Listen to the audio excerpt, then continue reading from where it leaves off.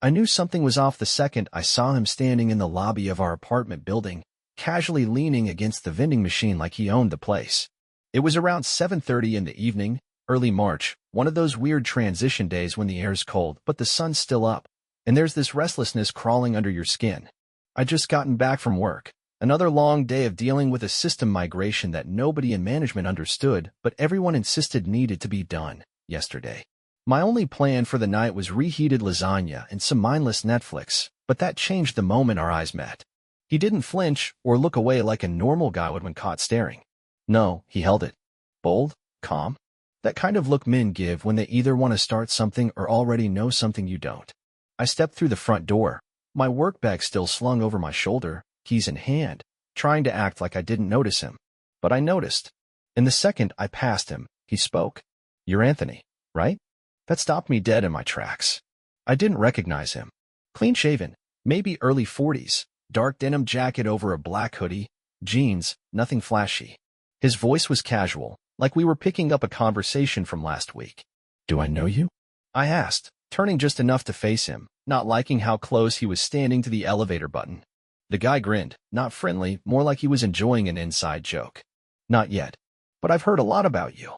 Now, I'm not the paranoid type. I don't start swinging or calling the cops because some random guy knows my name. But my gut started tightening. Not fear. Not yet. Just unease, like the first cough before a fever. I stepped back, keeping my tone even. "From who?" He tilted his head like he was thinking about how much he wanted to say. Then he reached into his pocket, pulled out something folded and greasy like it had been in there for days, and held it out to me. A receipt. Just a receipt. I took it, looked at it. Nothing unusual. Corner market, 2 sandwiches, 1 bottle of water, some gum. But the kicker? It was paid for using my wife's debit card. I knew the last 4 digits. I knew the date, two nights ago, when she told me she was staying late at work because one of her patients had a root canal emergency. "I think your wife dropped it," he said, stuffing his hands in his jacket pocket. I stared at him, my mind trying to put this together while my heartbeat slammed louder with each second. This guy wasn't just some random dude. This guy had met my wife. Or worse, knew her. "What do you want?" I asked, my voice flat now. No confusion. Just hard interest. He shrugged, looked at the elevator, then at me again. "Nothing. Just figured you'd want to know who she's been buying sandwiches for." He gave a little wave and walked past me like he had somewhere to be. That was it. No threat. No smirk. No theatrics. He was gone before the elevator even arrived. And me? I stood there for another full minute, replaying the whole exchange in my head while the cold air from the door kept creeping down my collar. I should have gone after him, asked for a name, a reason, anything. But something told me this wasn't a guy who operated on demand. That night, Carla came home around 10:30. She was all smiles, hair tied back, white coat over her arm, purse in one hand, and a bottle of wine in the other. Said she figured we could relax since she'd been so busy lately. I watched her pour 2 glasses, watched her move around the kitchen like nothing was wrong, like she hadn't bought food for another man 2 nights ago and never mentioned it. "You look tense," she said, sliding me a glass of wine. "Rough day." I took the glass, nodded, and forced a smile. "Yeah. Systems crashed around noon. Had to restore everything from backup." She winced in sympathy and started talking about her clinic, how Mrs. Barton came in again and tried to reschedule her cleaning for the 3rd time this month, how one of the hygienists might be pregnant. I listened, or at least I pretended to, while my thoughts spiraled in 1,000 directions. Who was that guy? What was his connection to Carla? And why the hell did he come to me with that receipt? The next morning, I didn't go to work. Told my boss I had a migraine, stayed home, and waited. Around 9, Carla left for work in her usual scrubs, kissed me on the cheek like always, and promised to bring home something for dinner. I watched her drive off, waited 5 minutes, then got in my own car and tailed her. She didn't go to the clinic. Instead, she drove 15 minutes to a small office park on the edge of the city, parked her car, checked her reflection in the mirror, and walked inside a building with tinted windows and no sign out front. I sat there for over 2 hours, engine off, phone in hand, just watching. At one point, another car pulled up, a silver sedan, older model. And out stepped the man from the lobby. He walked in like he owned the place. I didn't know what that building was, didn't know what she was doing there, or why the guy who handed me a receipt was now walking through the same door as my wife, but one thing was clear, she had been lying. and not the innocent kind of lie people tell to avoid an argument. This was the sort of lie that gets built over time, brick by brick, until it becomes a whole other life. When she got home that evening, I didn't say a word. I was too busy going over every interaction we'd had over the last month. The night she came home late. The weekends she suddenly had plans with coworkers I'd never met. The way she kept her phone screen tilted just enough that I couldn't see anything. I thought about how she always said trust was everything in a marriage. She used to say that when we were newlyweds, when we didn't have anything but a shared mattress and a microwave. Now, we had a life built on something rotten, and I was just beginning to notice the smell. I couldn't sleep that night. My mind kept looping back to the guy's calm face and that receipt. It wasn't the receipt that bothered me. It was the fact that he wanted me to see it. Like he was planting a seed on purpose. And if that was his play, it worked. Because now I was digging. And I wasn't going to stop until I figured out what the hell was going on. And I swear, by the time I found out, it wasn't even the betrayal that hurt the most. It was how methodically she had pulled it off, how easy it had been for her to create a second life right under my nose. But I'll get to that. For now, all you need to know is this. Once you open the door to suspicion, you better be ready to walk all the way through. Because what's on the other side? It's never what you expect. And it's never, ever clean.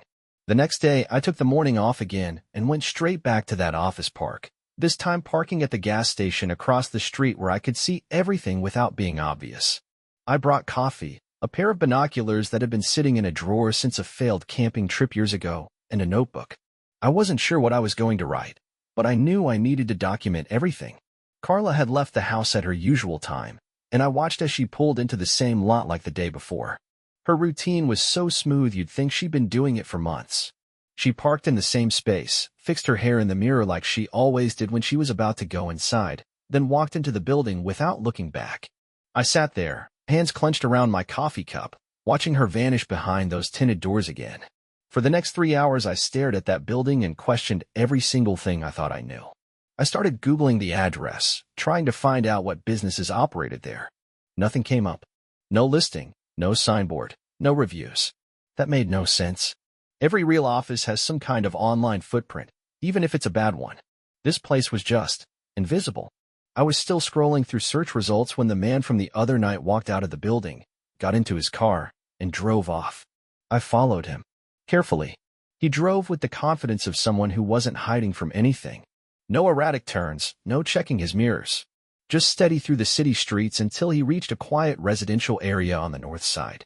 He pulled into a driveway of a plain one-story house with an uncut lawn and a busted mailbox hanging off its hinge. I parked a few houses down, waited. He didn't come back out.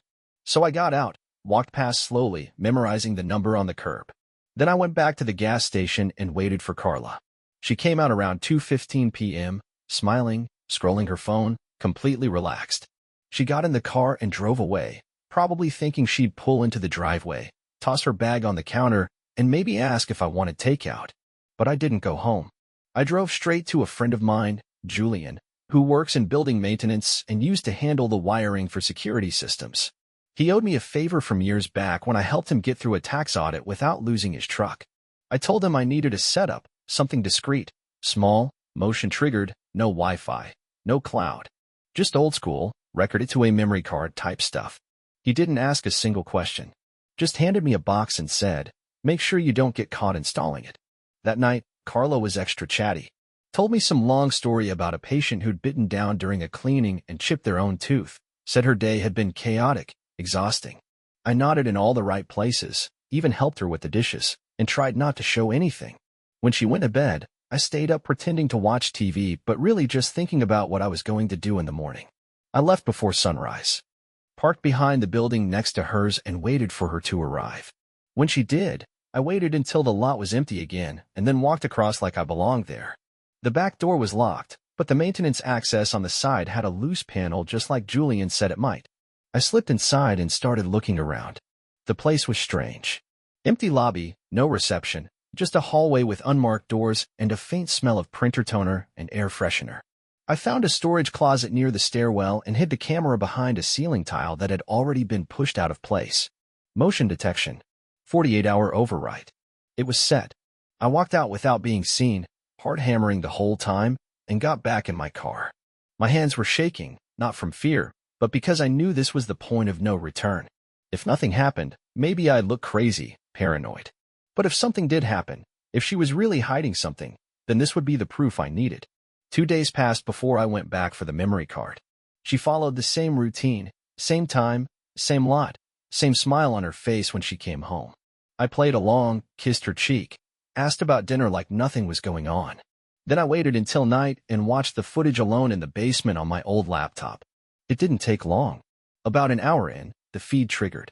Carla came in through the front with that same guy. He opened the door for her, and she laughed at something he said. They didn't go to an office or a cubicle. They walked into what looked like a break room, and then it happened. She leaned into him. Not a friendly hug, not a side kiss. It was direct, practiced. This wasn't new. This wasn't a mistake. They'd done this before. I watched the video twice. Then I saved it, labeled it with the date, and closed the laptop. I didn't throw anything. I didn't scream. I just sat there with a numbness in my chest I couldn't shake. Not pain. Not rage. Just that heavy, frozen calm you get when your brain decides it's better to stop feeling altogether than to deal with what just landed in your lap. I wanted to ask her why. I wanted to ask her what he had that I didn't. But most of all, I wanted to know how long she thought she could keep looking me in the face and pretending like nothing was happening. And that was the moment I decided I wasn't going to ask her anything. I was going to find out everything myself, down to the last detail. Because if she wanted to build a second life behind my back, then she was about to find out what it feels like when the first one starts crashing down around her. I waited until Sunday evening to confront her, not because I needed more time to prepare, but because I wanted to watch how she acted around me one last time before pulling the rug out.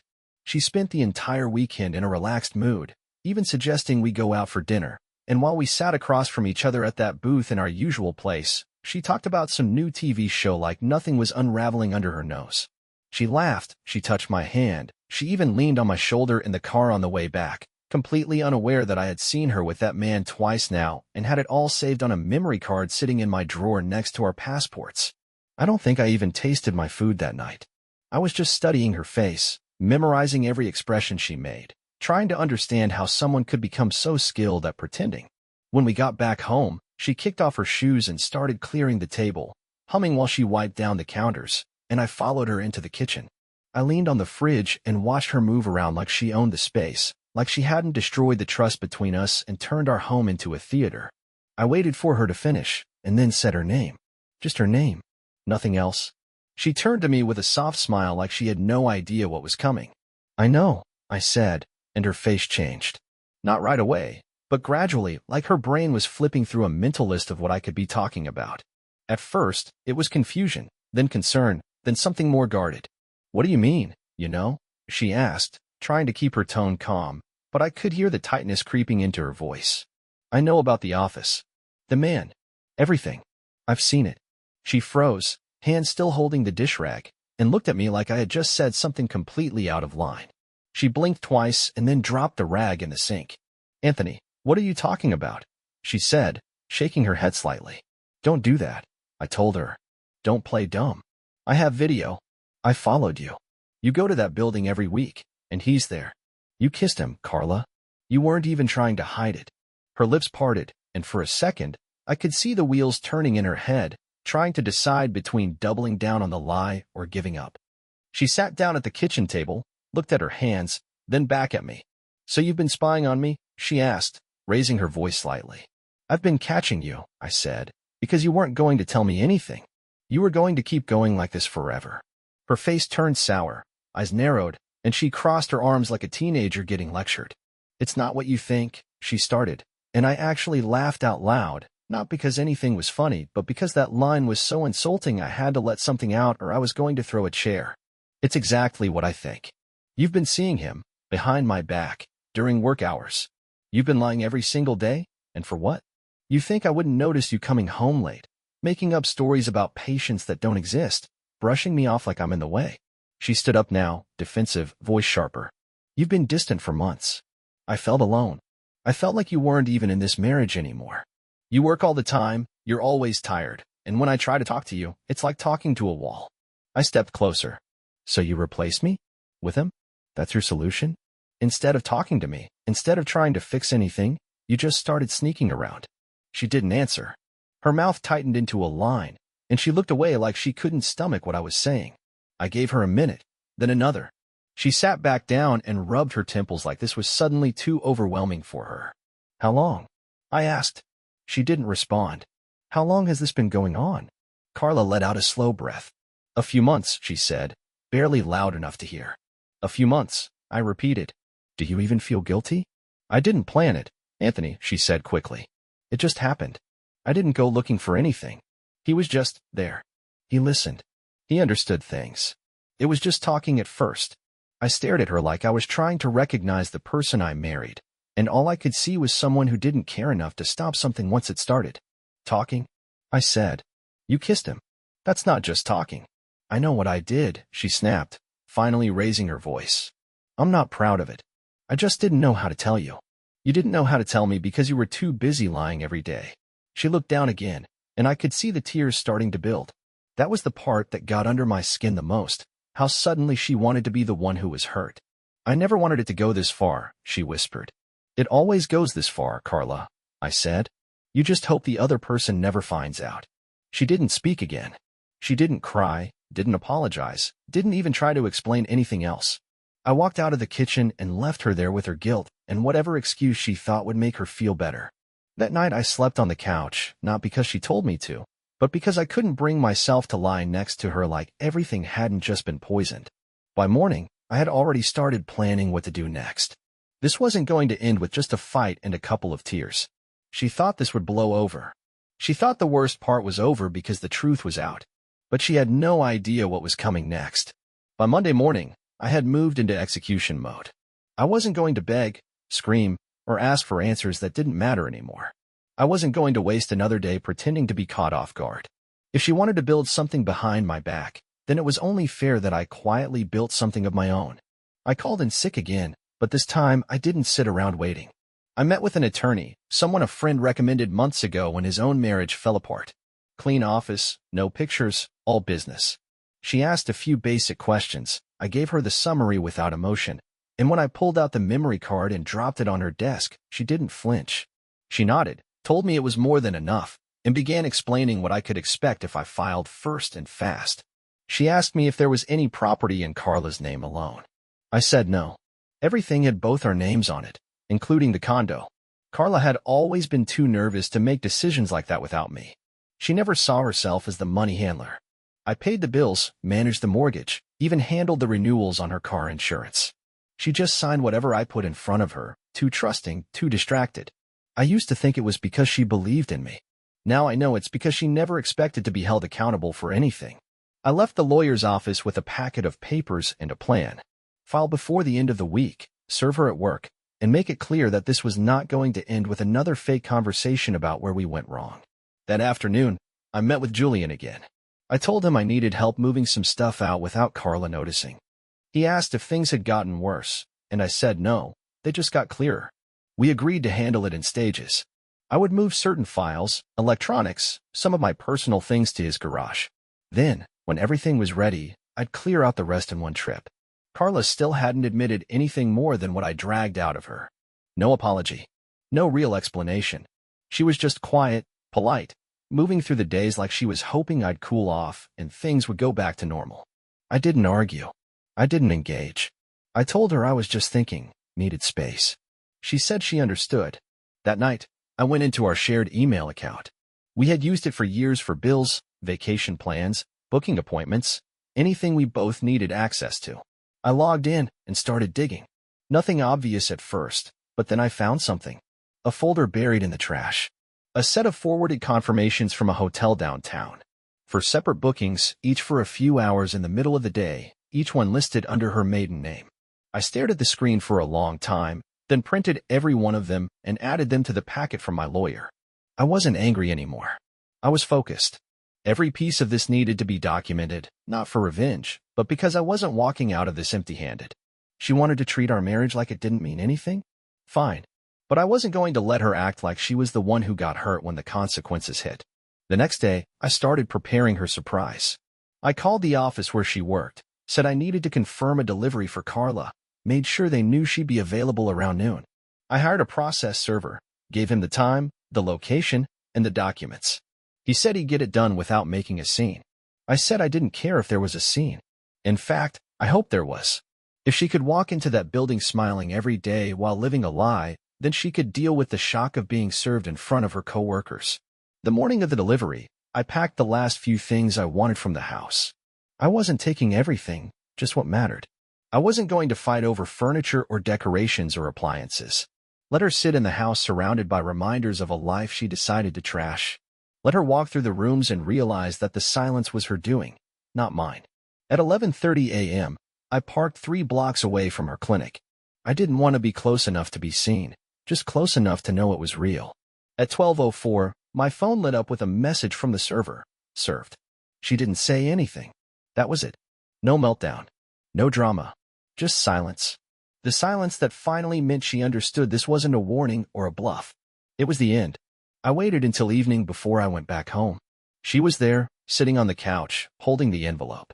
Her face was pale, her shoulders slumped. She didn't look up when I walked in. She didn't even speak. I went straight to the bedroom, grabbed the last of my clothes, and packed my bag. As I passed her on the way out, she finally spoke. "You're really doing this?" I stopped in the doorway. "You already did," I said. She didn't argue. She didn't cry. She just stared at the floor like maybe this would all disappear if she sat there long enough. I moved into a short-term rental across town, a furnished place with just enough space to sleep and work. The first night there was the quietest I'd experienced in years, no television buzzing in the background, no clicking of dishes from the kitchen, no voice asking me if I'd remembered to pay the cable bill. I sat on the edge of the bed and tried to decide how I actually felt. It wasn't anger anymore. That part had drained out of me over the last few days. It wasn't sadness either, not exactly. What I felt was something heavier, like I'd stepped outside my life and was watching it end from a distance. I kept going over everything, not the betrayal itself, but how fast it all collapsed once the truth started leaking through. It wasn't slow. It wasn't a gradual unraveling. It was a free fall. 3 days later, she sent a message. Not a call, not a knock on the door, just a message asking if I was willing to talk. I stared at it for 10 minutes before typing a reply. I told her to meet me at a small cafe in Clifton, one we hadn't been to in years. It wasn't connected to any of our routines, and that was the point. I didn't want the weight of shared memories in the walls while we talked. She arrived on time, looking worn out. Not messy or distraught, just drained. She ordered tea. I got black coffee. We didn't speak until the drinks were on the table. Then she looked at me, and her voice was steady. "I didn't think you'd actually go through with it." I didn't respond. She waited, then went on. "I thought you'd get angry, stay with a friend for a night or two, and then come back. I thought we'd fight, maybe go to counseling, try to fix it. I didn't think you'd serve me at work." I took a sip of coffee before answering. "You didn't think I'd leave because you didn't think I'd ever stop tolerating it. That's the part that should bother you more than anything else." She opened her mouth, then closed it. I could tell she was trying to stay calm. She had probably rehearsed this conversation 100 times in her head. "I'm not asking you to forgive me," she said. "I know that's not happening, but I need to understand something. Was there really no part of you that wanted to talk it through? No part of you that wanted to know why?" I set the cup down and leaned forward. "I didn't need to know why. You made a choice. You knew exactly what you were doing every time you went to that office. Every time you lied. Every time you looked me in the eye and pretended nothing had changed. You didn't trip and fall into a mistake. You built something with someone else. And I'm not interested in hearing about how it made you feel." She blinked, and her face tightened for a moment. But to her credit, she didn't cry or try to play the guilt card. "I didn't fall in love with him," she said. "It wasn't some secret romance. It was stupid. I got bored. I felt ignored. I wanted attention. He was there." I nodded. "And now I'm not." A long pause followed. Then she asked the question I knew was coming. "What happens now?" I leaned back in my chair. "Now we divide everything. I've already started the paperwork. I'm not asking for anything that isn't mine. You'll keep the place. I'll take the car. The accounts will be split. We'll each handle our own insurance. You can decide what to do with what's left." She looked surprised. "You're not trying to punish me?" I shrugged. "I don't need to. You'll do that to yourself." She looked away then, down at her tea, and when she spoke again, it was quieter. "Do you hate me?" I thought about that for a moment. Not because I didn't know, but because I wanted to say it right. "No," I said. "I don't hate you. I just don't care enough anymore to try." We sat in silence for a while after that. Eventually, she asked if we could at least stay in contact. I told her I didn't see the point. We didn't have kids. We didn't have any shared businesses. Once the paperwork was done, there would be nothing to link us. She nodded, slowly, like she was just now starting to realize how final this all was. We said goodbye outside. She gave me a look like she was waiting for me to change my mind at the last second, but I didn't. I walked to my car, started the engine, and drove off without looking back. That night, I slept better than I had in weeks. Not because everything was fine, but because I had taken back control. She got to decide when to start lying, but I decided when the lies stopped mattering. And for the first time since all this started, I didn't feel like I was waiting for someone else to give me clarity. I already had it. 2 weeks after that final conversation at the cafe, the divorce papers were signed, filed, and processed without issue. She didn't contest anything, didn't try to drag it out, didn't show up with a lawyer trying to twist it into something it wasn't.